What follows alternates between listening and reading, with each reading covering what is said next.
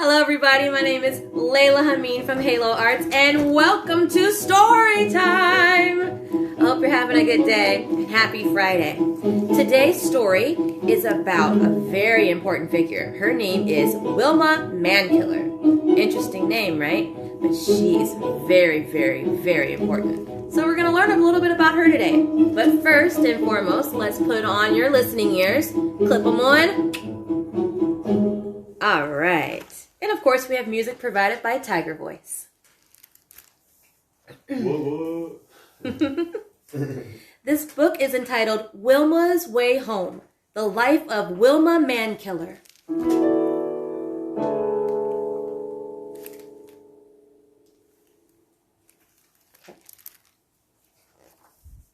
It's written by Doreen Rappaport. Full-time jobs for Cherokee people were scarce in rural Oklahoma. Wilma's family cut and peeled wood for railroad ties. They picked beans and grew strawberries. Wilma hauled water from the spring that her family drank from and used to cool fresh milk and butter. But no matter how hard they worked, they couldn't earn enough money for their family of 11. Few homes in rural Oklahoma had plumbing or electricity.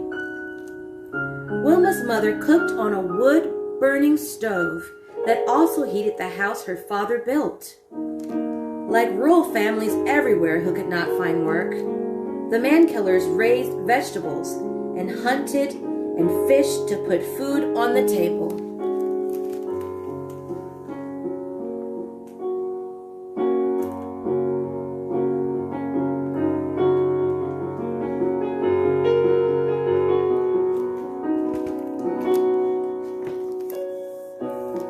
Wilma's mother, Irene, was of Dutch-Irish descent, and her parents approved of Charlie Mankiller because he was older and native.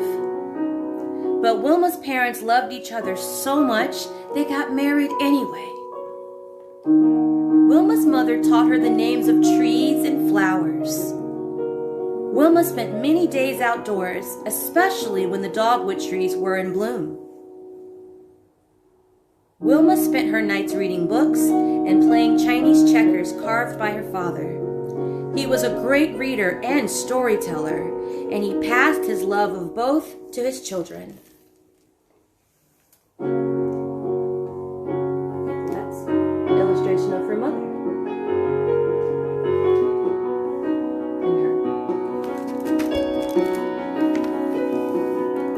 Wilma's family was rich in love and community. Cherokee people survived through Gaduji, the philosophy of helping each other. Families who raised chickens swapped eggs for milk. People traded homegrown vegetables for store-bought goods. At get-togethers, the grown-ups talked and played cards. The children played hide-and-seek and kicked the can. Bless you. They caught fireflies and put them in jars and watched them flash on and off and then let them go. At the Gatillo, or the ceremonial stomp dance grounds, Wilma felt part of the ancient religious songs and dances.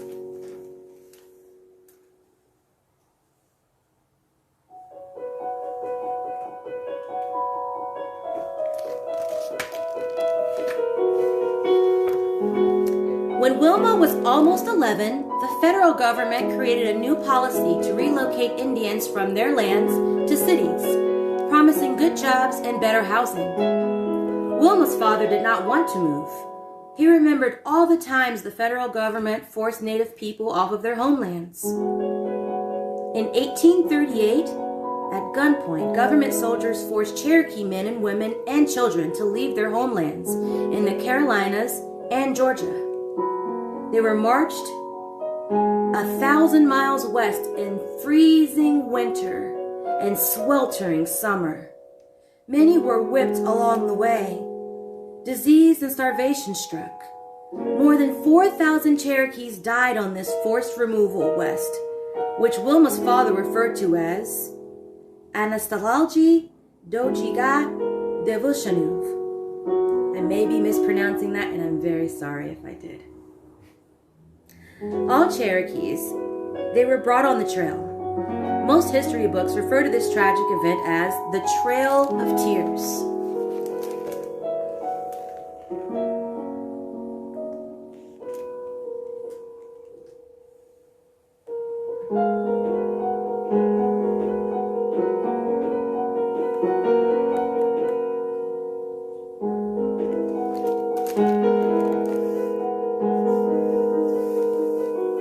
Wilma's father saw relocation as one more way to separate Indians from their people and to destroy their culture. But he was finding it impossible to get work in Oklahoma. Perhaps city life would give his children a better future. Wilma did not want to leave her home. I can relate to that. I didn't like moving either. It's never easy to relocate. That is true for everybody almost.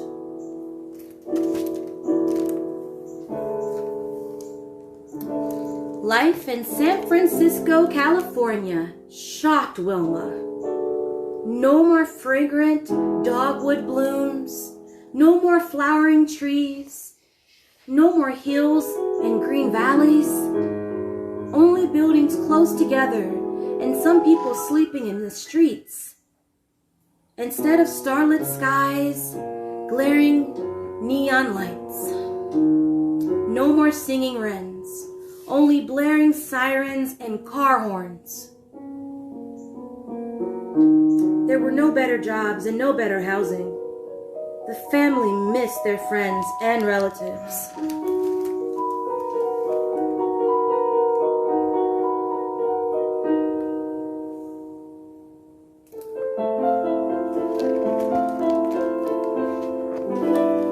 At school, when the teacher called the roll, Wilma's classmates laughed at her name, and she wished she could disappear.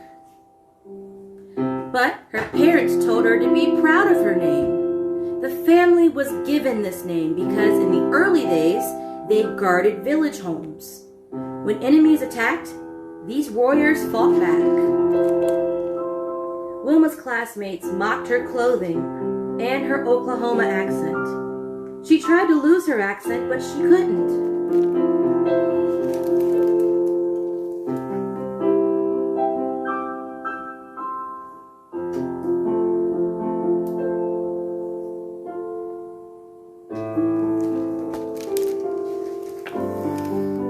Seeking community, the family went to the Indian Center in San Francisco. Her father worked to open a free health clinic for Indians. The family met other Native people who also longed to return to their homelands. All agreed this federal policy was a disaster. Wilma hated city life. She kept running away to her maternal grandmother, who lived on a farm 81 miles away. Finally, her parents sent her to live there.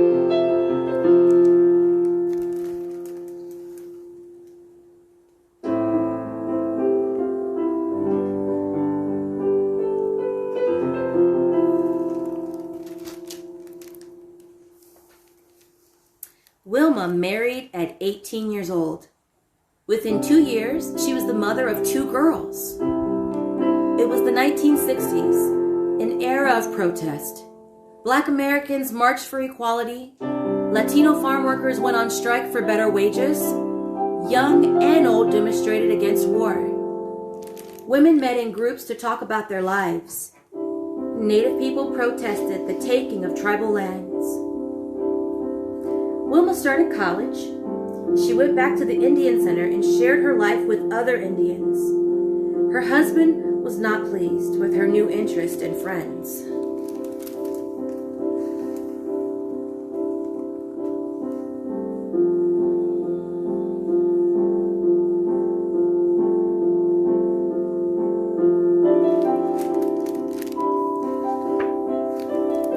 Starting in November 1969, hundreds of indigenous people took over Alcatraz Island, a former prison in San Francisco Bay.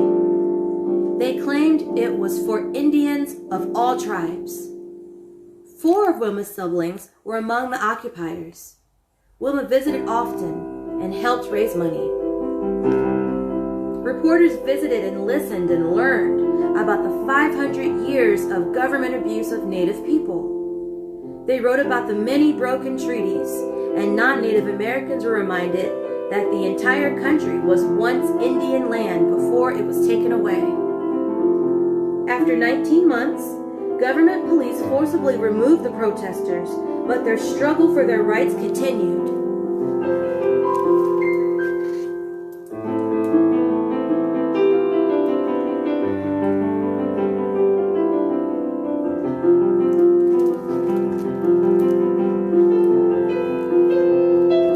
Wilma got a job at the Oakland Indian Center working with children. When she needed support or money for projects, she turned to Native people, and they always helped. She took her daughters to visit tribal communities in California. They ate traditional foods and attended traditional dances and listened to traditional stories. Her path ahead became clear.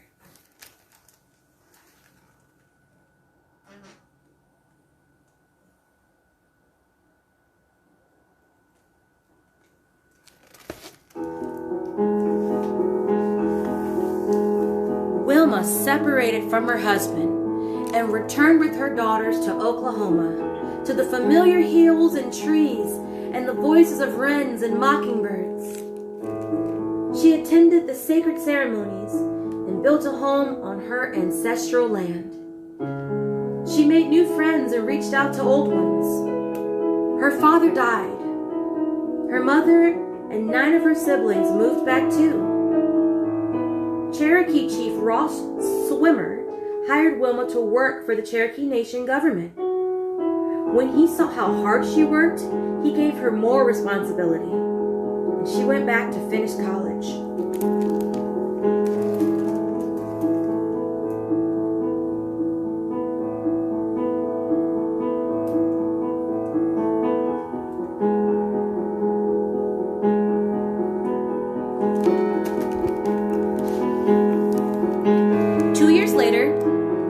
Almost died in a car accident. Her sister Linda cared for her through 17 operations. Wilma faced many more illnesses, and each time family and friends helped her. Her brother and niece donated their kidneys to save her life. 18 months later, Wilma returned to work. Chief Swimmer asked her to develop new projects in rural Cherokee communities.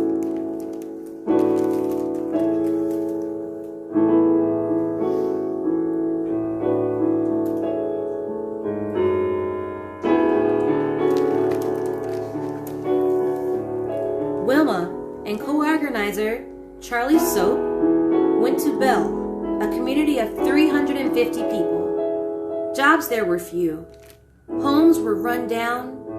Almost no houses had running water. Wilma saw that in Bell, as in her community, these Cherokee people had survived through Gaduji by helping each other. Those who fished shared their catch. Hunters shared their meat. Young people cut wood to heat elders' homes. Wilma and Charlie believed that the Cherokee people of Bell knew best what they needed to do to better their lives. For a year they met with them and listened to them and mapped out what they should do first. The Cherokees wanted running water.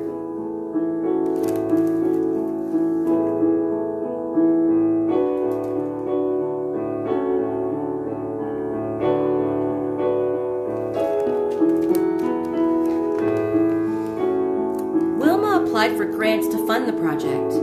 The community worked in teams, mapping out the routes of the water line, digging trenches through flint rock and clay, and lugging pipes into ditches to be buried. Team after team, week after week, for 21 months until the pipeline brought water to 81 homes. There was no grant money for plumbing for the non-Cherokees in Bell, so their Cherokee neighbors raised it. The Cherokees of Bell began to believe that they had powers to change their lives.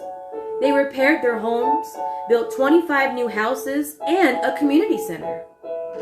This tiny community inspired others around the world to help themselves to improve their lives.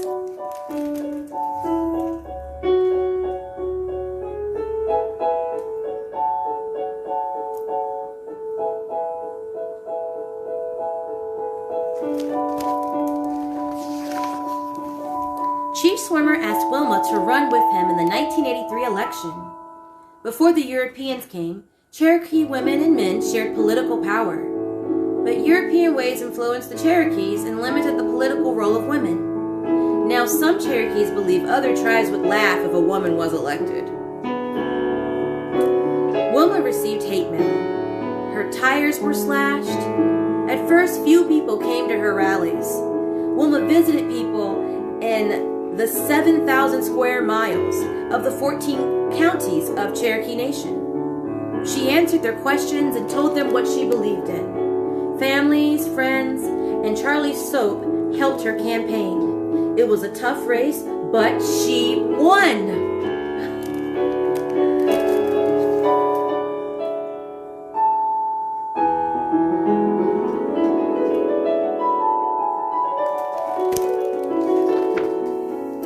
Most men of the tribal council did not support her, but Wilma forged ahead, creating programs to better the economic lives of her people. In 1985, Chief Swimmer left to work in Washington, and Wilma became principal chief. 2 years later, she ran on her own and became the first woman chief of the Cherokee Nation, the second largest Indian nation in the United States. The third time she ran, she was re-elected in a landslide.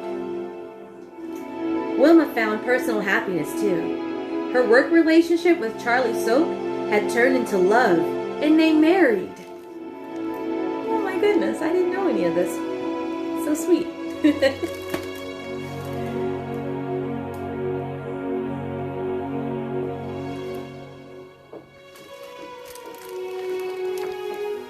During Wilma's 10 years of leadership, the Cherokee Nation revived a tribal high school, built 4 health clinics, 2 daycare centers, and a Job Corps training center. New businesses, cattle and poultry ranch, gift shops, and a motel were created, bringing pride to her people, along with millions of dollars to better their lives. Wilma worked, and she brought world attention to the Cherokee Nation and to Wilma, and pride to all Native people. Her vision and accomplishments remain a model of how leaders should lead and how all people can empower themselves.